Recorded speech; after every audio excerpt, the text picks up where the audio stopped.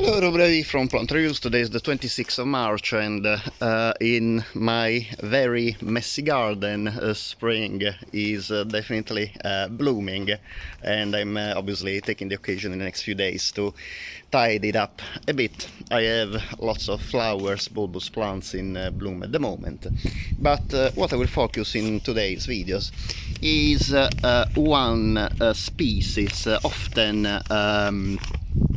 considered a weed, but about which I think there's a lot to talk for its ornamental value, and actually has been widely recognized among gardeners as also an incredible beautiful plant, not just as weed, an incredible beautiful addition to gardens. And this one is Ficaria verna, the Lesser Celandine or Pilewort.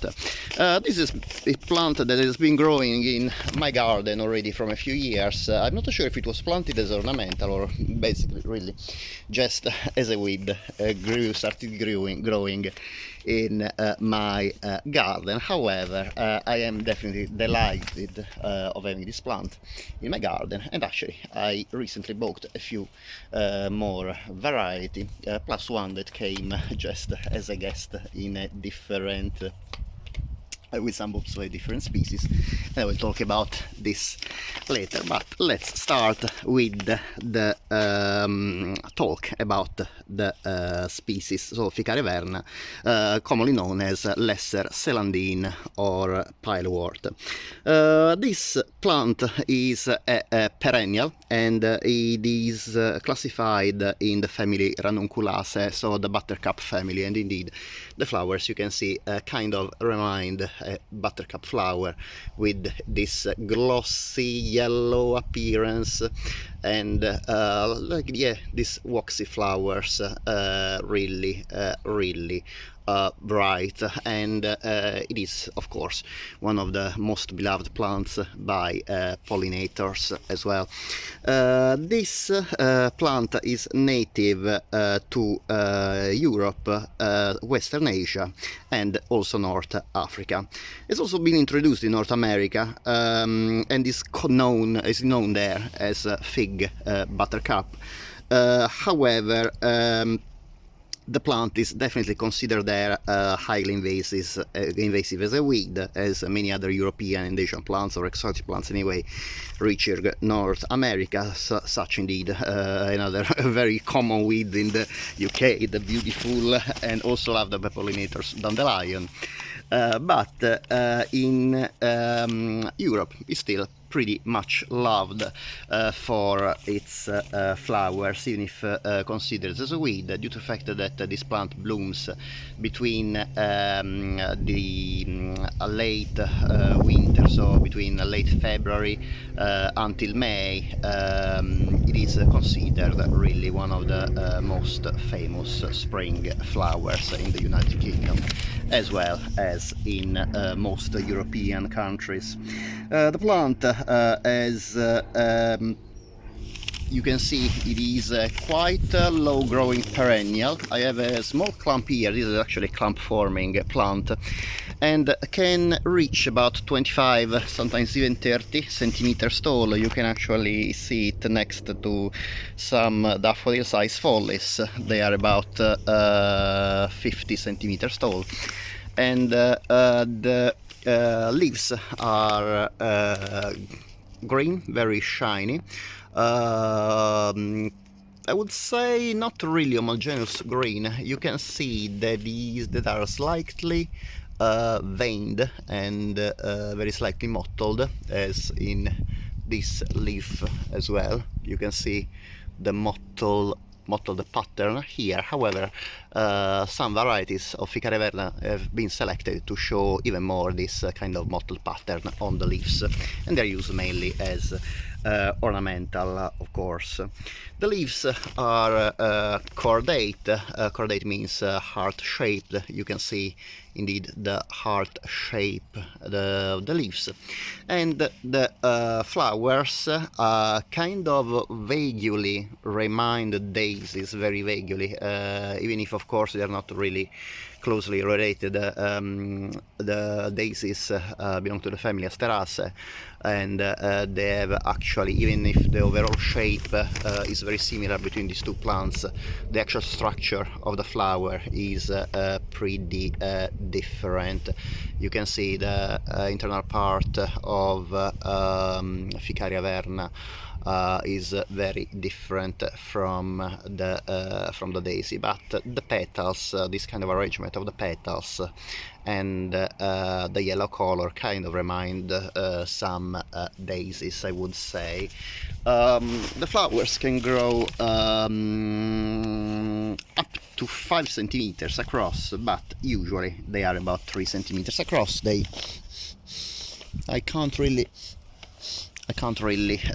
smell any fragrance on this plant, but it is definitely one of the nicest sights in the garden, thanks to these very, very bright flowers. The roots of this plant are peculiar. There are two kinds of roots. One is tuber-like, and actually is one of the ways this plant grows, propagates vegetatively, so without seeds. Basically, the roots, these tubers, if they are divided by gardeners or also broken by animals, for example, digging in the ground, can then regrow in other places where these animals leave them, and actually can sprout new plants. And this is a way of propagating, a way of by which this plant propagates in the wild. The other type of roots are short fibrous roots that are more similar to basically the common roots of many other plants. Of course, another way by which the plant propagates is by seeds, even if actually is a little bit less common rather than the asexual propagation by tubers. Also, this plant can propagates by stolons, a little bit like strawberries. And well, you can see actually that this plant can be quite invasive. In these is growing out as well from the plastic fence I put in my border, probably indeed by tubers that evidently grew downwards and then are coming up this way. Well, even if it's a weed, I would really consider it as ornamental. You can see actually how beautiful is this plant in the border. It gives a very nice blooming of small yellow flowers, and actually match great with the yellow daffodil at the back, as well as offer a nice contrast with the little, no sorry, not the little, but the lightly colored ice foliage daffodils on the left hand side. Not to talk about, of course, the contrast to the purple of hyacinths growing now. I'm sorry, I've still these branches I put for protection of the newly newly planted bulbs against cats and rodents digging, well, not rodents really, but cats mostly digging in the freshly put ground to cover the bulbs. I will need to take them out. They are quite unsightly, but yeah, they're not a good sight, but they actually serve the purpose very well to keep the cats away from the newly planted bulbs. Going back to Ficaria verna, another way by which the plant can propagate is actually some variety produce like bulbils on the leaves. Not this one in particular, but some varieties and some subspecies do. So this is another way by which the plants propagate asexually, so without the need of sexual reproduction, basically without seeds. About the growing condition of this plant is of course very easy growing. I mean, you can see it is growing quite wild in this area of my garden. Likes a lot moist soil, doesn't really tolerate dry soil except when the plant is dormant. And I will get back in 1 minute to the cycle of the plant. The plant is plant that if you want to propagate it sexually, every flower produce a fruit, well, that is obviously sexually pollinated, can produce a fruit that can have about 70 seeds. So this is the way by which the plant propagates, and of course anyway you can propagate this plant even more easily, dividing the tubers or getting the bulbils from the leaves in the varieties that grow them on the leaves. About the cultivation of this plant, again, the plant needs moist soil, especially when the plant is growing, so between winter and late spring, early summer. And in the UK, I have to say, this is a pretty normal condition. UK has a pretty wet climate between autumn and spring, most of the UK anyway, and definitely Kent, the part of the United Kingdom where I live.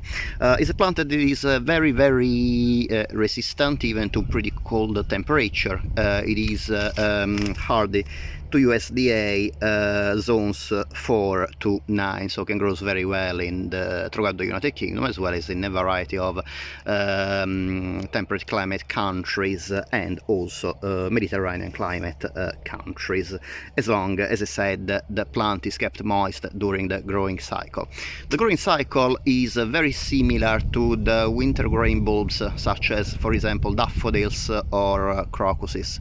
So the plant sprouts the leaves usually in winter. The plant starts blooming indeed between late winter and early spring, and the blooms last until May. The plant then will go dormant with the leaves dying down in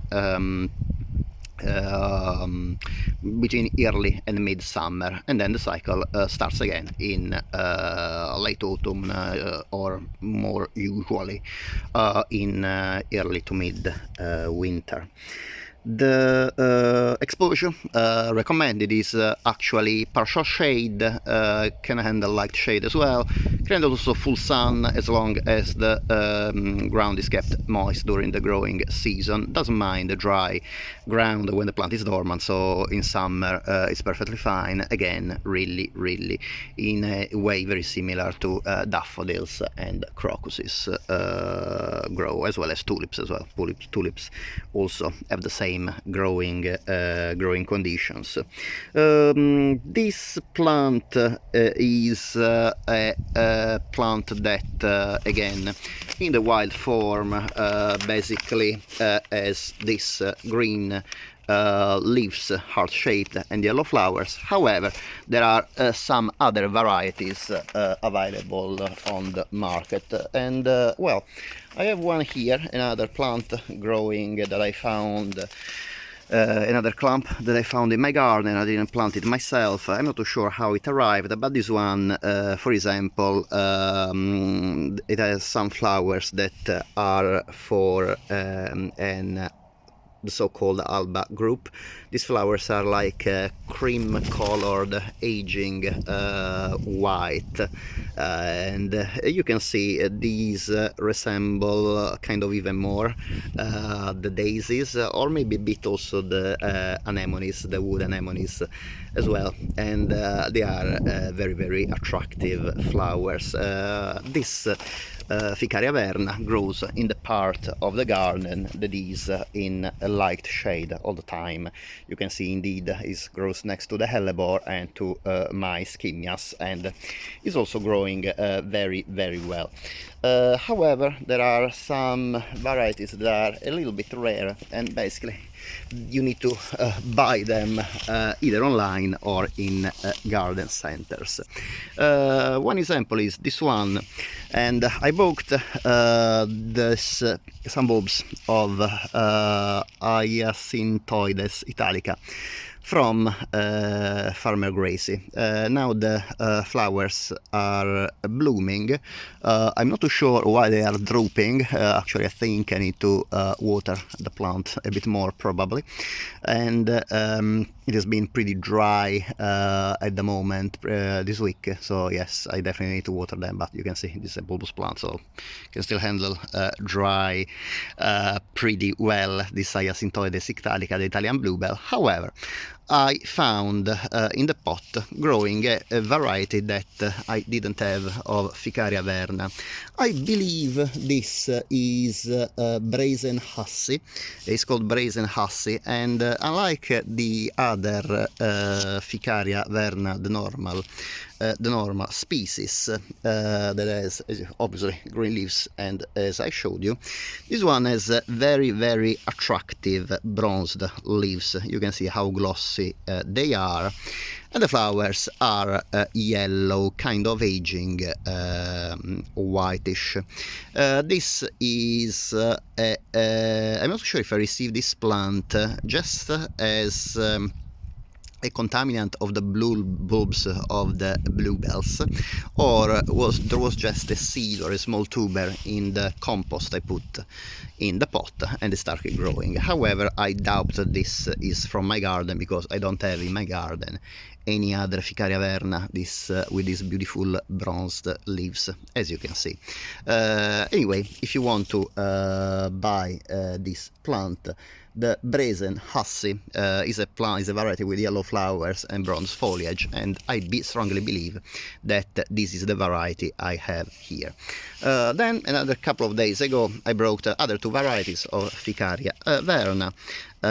This one is I bought it from Hardy's nursery, and this one is Ficaria verna of the Flore Pleno group. You can see the flowers are double flowered. I thought they would have been quite bigger than they are. You can see in comparison to the wild Ficaria verna, these double flowered are actually a lot smaller. They're about maybe 2 centimeters across, in comparison to the almost 5 centimeters across of my Ficaria verna, the wild form in the garden. However, they are very, very ornamental. They kind of resemble a small dandelion, and yes, I definitely was hoping they were bigger, but they are still very cute in my opinion. However, the purchase I am most content with, I am happiest with, is definitely this other variety of Ficaria verna. I bought it as well from Hardy's nursery, and this is Ficaria verna fried egg, so called because this variety has flowers that, even if they open yellow, as you can see in this flower here, while they age, they start getting a white the petals, sorry, the tepals actually, called, because this plant has not true tepals and not true sepals. They are like called tepals because they are kind of similar with each other, and the color starts fading away to cream and then to white, until the point that the flowers, you can see, resemble vaguely a fried egg, with this white part of the outer tepals and the bright orange center. This is, I would say, almost a colorette variety. You can see the structures here of these structures. I'm not too sure what are the structures. There might be some of the I think they possibly are the no, they're not even the anthers, because I'm not able to find any pollen, or maybe there's a little bit of pollen on these filaments. However, these filaments are also bright orange as the base of the flower, and I think it gives a very nice contrast of colors on the flower, and this is definitely my favorite variety of Ficaria verna of the Lesser Celandine. As usual, I hope that you enjoyed the video, and if you like this video, it would be great if you can please give a thumbs up, and if you like this video and the other videos on my channel, it would be great if you can please subscribe. It is completely free for you, but in this way you promote my YouTube channel on the platform, and of course you contribute without paying a penny or a cent or a euro or whatever to the growing of my channel, and this way you help me to make more videos about plants, flowers and fruits in my garden, allotment and house. As usual, thank you very much for watching, and I hope to see you next time. Bye.